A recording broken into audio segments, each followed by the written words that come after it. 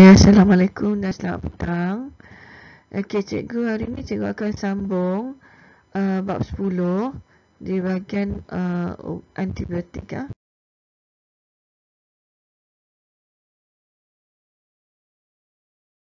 Okey, antibiotik. Apa yang dimaksudkan dengan antibiotik kita dah terangkan pada pembelajaran yang lepas. Okey, antibiotik ni tujuan dia, fungsi dia adalah untuk membunuh atau menghalang pertumbuhan bakteria. Biasanya kita guna untuk sapu di kawasan luka untuk elak pertumbuhan bakteria ataupun ada kuman yang boleh masuk ke dalam luka. Okey, yang kedua, dihasilkan secara sintetik menggunakan mikroorganisma seperti bakteria dan kulat. Contoh dia ialah seperti streptomycin yang dihasilkan daripada bakteria untuk merawat penyakit batuk kering. Dan yang kedua ialah seperti penisilin yang dihasilkan daripada kulat untuk merawat penyakit tuberkulosis, sifilis dan radang paru-paru.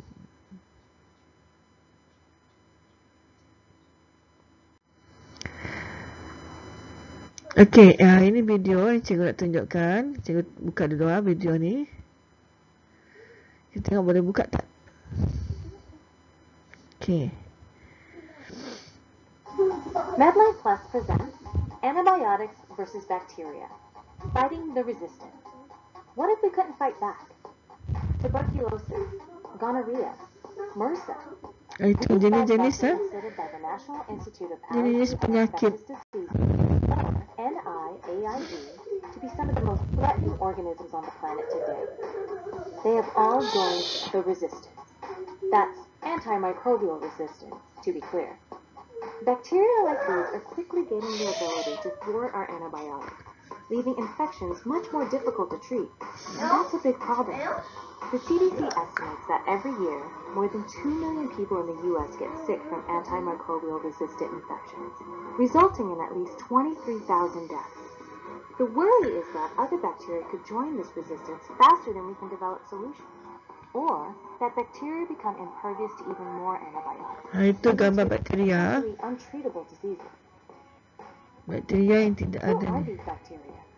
Many different varieties of bacteria. Ini contoh bakteria.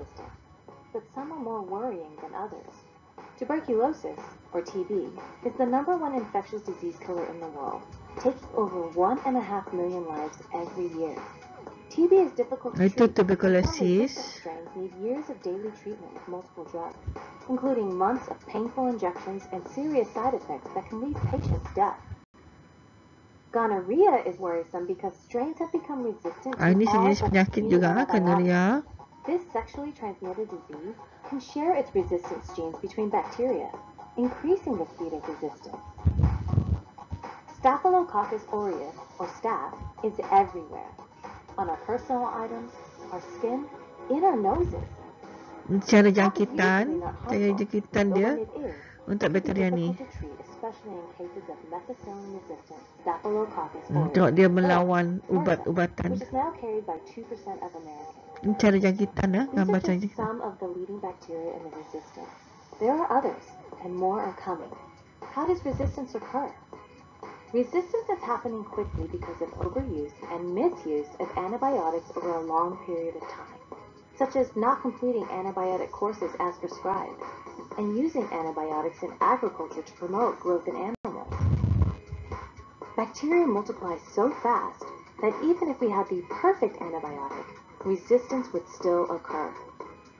And every time we use antibiotics, there is a chance that some bacteria survive due to changes in their DNA. The DNA can code for survival advantages such as changing the bacterial antibiotik tadi. preventing antibiotics from attaching or getting in. Bakteria semakin bertahan they have a chance to work, or creating enzymes that neutralize tengok dia makan antibiotics will kill antibiotik. including the helpful bacteria in our body. Itu bagaimana antibiotik bertindak dan dia akan meningkatkan lagi pertahanan bakteria tersebut. Or sometimes even to each other to generate new strains of antibiotic-resistant bacteria. Sekarang dia memang What can we do kalis to fight the resistance? antibiotik Using sudah. fewer antibiotics as a society can help prevent resistance, saving antibiotics from when they are most appropriate. The first step is preventing the need for antibiotics by avoiding infections. For example, through hand washing, immunizations, and safe food preparation. Using antibiotics the right way also helps, such as taking prescribed courses of antibiotics as directed to avoid leaving bacteria behind and giving them a chance to become resistant. Missed doses of antibiotics may allow a better environment for resistant bacteria to multiply and cause a resistant infection. By matching specific antibiotics to the bacteria that cause the infections, healthcare providers can fight antimicrobial resistance by reducing the number and strength of antibiotics patients take. Care should be taken that the infections are not already resistant to the antibiotics. Also, antibiotics should not be given for viral infections like cold or the flu, because viruses are not affected by antibiotics. Research at NIAID. NIAID is researching ways to fight the antimicrobial resistance problem. Many avenues are being examined, including finding new... Okey, kita hentikan sikit di sini sebab video terlalu panjang. Okey, sekarang kita sambung. Dari segi psikoterapeutik, fungsinya adalah untuk merawat pesakit yang mempunyai masalah psikologi. Okey, mesti diambil atas nasihat doktor dan bukannya dengan sewenang-wenangnya. Ia mempengaruhi emosi, pemikiran dan kelakuan pesakit. 3 jenis psikoterapeutik. Yang pertama ialah perangsang, untuk merangsang dan mengaktifkan aktiviti otak, badan dan perasaan pesakit. Contohnya adalah seperti amfetamina, metamfetamin. Yang kedua adalah antidepressant, untuk merawat kemurungan. Contoh ubat itu adalah seperti imipramine, kita ada amitriptyline dan amoxapina. Dan yang ketiga adalah antipsikotik, iaitu untuk mengawal keresahan dan memberikan kesan penenang. Contohnya seperti barbiturat dan haloperidol. Okay, perubatan komplementari merupakan rawatan holistik yang termasuk fizikal, mental dan emosi pesakit. Contohnya yang kita biasa tengok ialah akupunktur. Akupunktur ialah rawatan yang melibatkan jarum kecil steril dan dimasukkan ke dalam titik-titik tertentu yang dipanggil titik akupunktur pada kedalaman yang berlainan, membantu merangsang sistem saraf untuk melegakan rasa sakit. Okey, ini adalah akupunktur video yang kedua. Bagaimana akupunktur bekerja? Kita tengok sikit. Kita perlu tengok banyak. No one likes getting a needle when they go to the doctor. I do. I love doctor office lollipops. I get one every time I get a needle. Well, you get a lot of lollipops if you went to an acupuncturist. Which brings us to our topic. Lollipops. No, the Chinese art of acupuncture. Okey, bagian ni juga akan cepatkan. Dia pendek je. Doctors in China have spent over 2,000 years figuring out where hundreds of acupoints are located all over the Okey, body. itu adalah titik-titik akupunktur. Organ or limb. Ada banyak titik akupunktur pada badan kita. I said I got it. Now, acupuncturists insert sterilized fine-tipped needles into these points, targeting certain ones based on your condition. You know, using pain to stop pain doesn't seem like it would be that popular. Well, it may not sound like fun, but over 3.5 million Americans do it every year. Not all scientists agree about what happens next, but many of them believe the needles stimulate your nerves and cause your Okey, brain to release endorphins. pendek saja, I tak know perlu about panjang. endorphins. I mean, there's nothing like a good endorphin release because Cikgu cuma nak tunjukkan titik akupunktur pada badan manusia saja tadi ya. Okey, perubatan komplementari ini yang keduanya adalah urutan secara tradisional. Biasanya kaedah ini kita biasa guna terutama untuk kalau ada rasa sakit dan lenguh-lenguh di kalangan warga mas, ataupun untuk ibu yang baru bersalin ataupun ibu yang selepas bersalin ataupun sebelum bersalin. Okey, urut tradisional ialah kaedah yang memanipulasikan tisu lembut dalam badan menggunakan tangan, jari dan juga penumbuk. Yang keduanya untuk melegakan rasa sakit, keresahan, kelelahan dan ketegangan otot dan masalah saraf. Okey, yang ketiga kiropraktik. Rawatan ini adalah untuk membetulkan semula sendi, sakit belakang dan leher, sakit kepala atau apa-apa kecederaan daripada bersukan. Ia tidak memerlukan ubat-ubatan.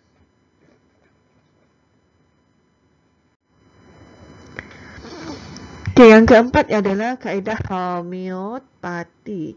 Rawatan ini merupakan rawatan perubatan yang berdasarkan simptom pada pesakit. Rawatan hanya diberikan untuk menguatkan keimunan badan untuk melawan penyakit. Okay, yang ketiga ialah rawatan bukan untuk membunuh patogen. Okay, yang kelima ialah terapi herba. Ia menggunakan tumbuhan atau apa-apa bahagian pada tumbuhan. Okay, kaedah yang popular kerana ia tidak meninggalkan kesan sampingan kepada pesakit. Okay, penggunaan perubatan tradisional, moden dan komplementari. Okey, ini orang nampak sikit . Okey, cikgu bacakan. Ubat buatan manusia dan ubat yang diperbuat daripada sumber semula jadi. Okey, ubat daripada buatan manusia yang dihasilkan di dalam makmal dan dikomersialkan secara meluas untuk kegunaan ramai. Ia diambil secara berterusan ataupun berhenti apabila sudah sembuh.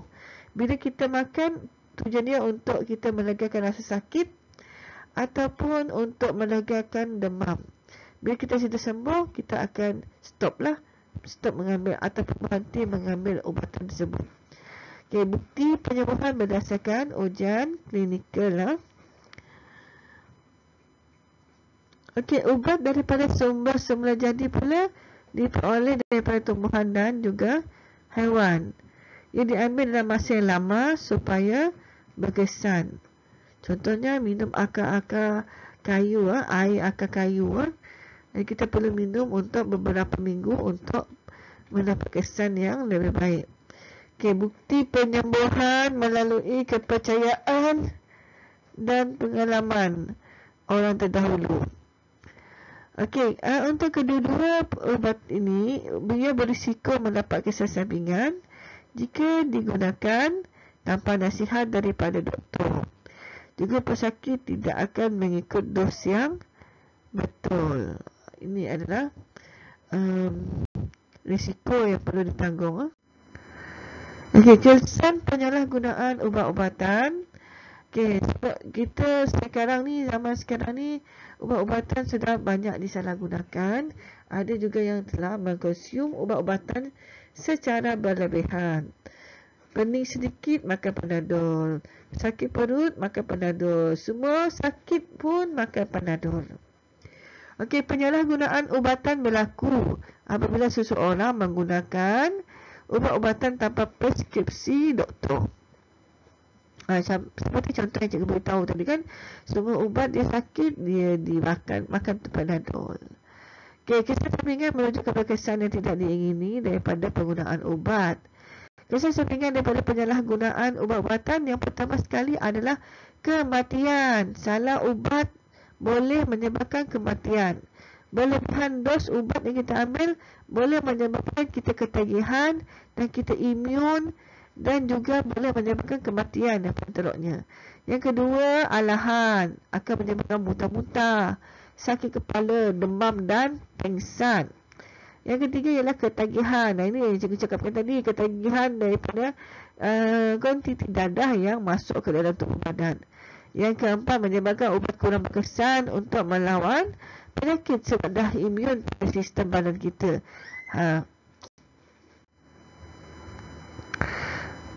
Okey, radikal bebas 10.2 ini adalah radikal bebas. Okey, radikal bebas ialah atom atau molekul yang kekurangan satu elektron yang menjadikannya tidak stabil, reaktif dan cenderung untuk menyerang atom atau molekul lain.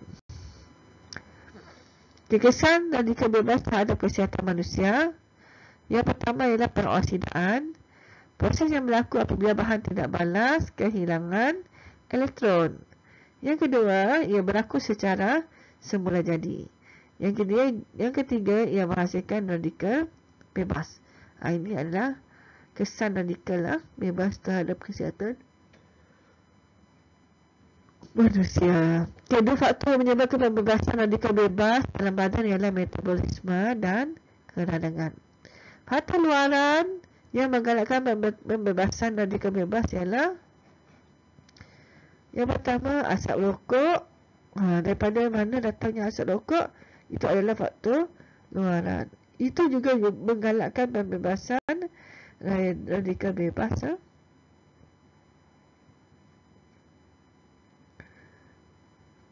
Yang kedua, pendedahan kepada sinar radiasi. Ia juga menghasilkan radikal bebas.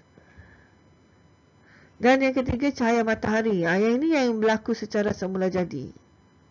Kita terdedah secara berlebihan kepada cahaya matahari. Okey. Kesan buruk radikal bebas terhadap kesihatan manusia. Yang pertama, ia boleh memusnahkan struktur DNA. Yang kedua, ia boleh menyebabkan penyakit kronik seperti penyakit kardiovaskular. Dan yang ketiga, ia menyebabkan ketidaksuburan. Keempat, merosakkan buah pinggang, hati dan juga paru-paru. Dan kelima, ia juga mempercepatkan proses penuaan. Okay, kita tengok video ni ya.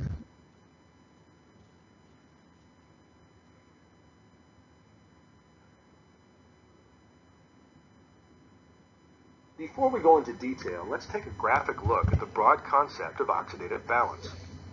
First, let's zoom in to see what's going on inside this cow at the subcellular level. We can see there are a variety of biological processes, and each process is performing a specific job. Some are responsible for turning amino acids into proteins.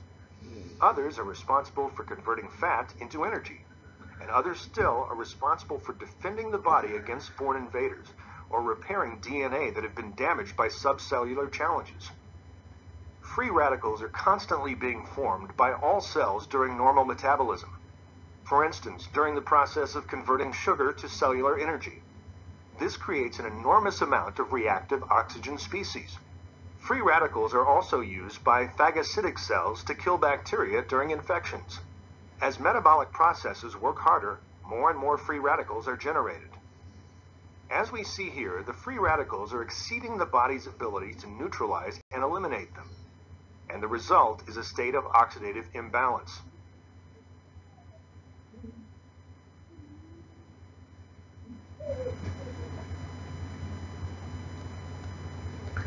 Okey. Itu sedikit berkenaan dengan radikal bebas.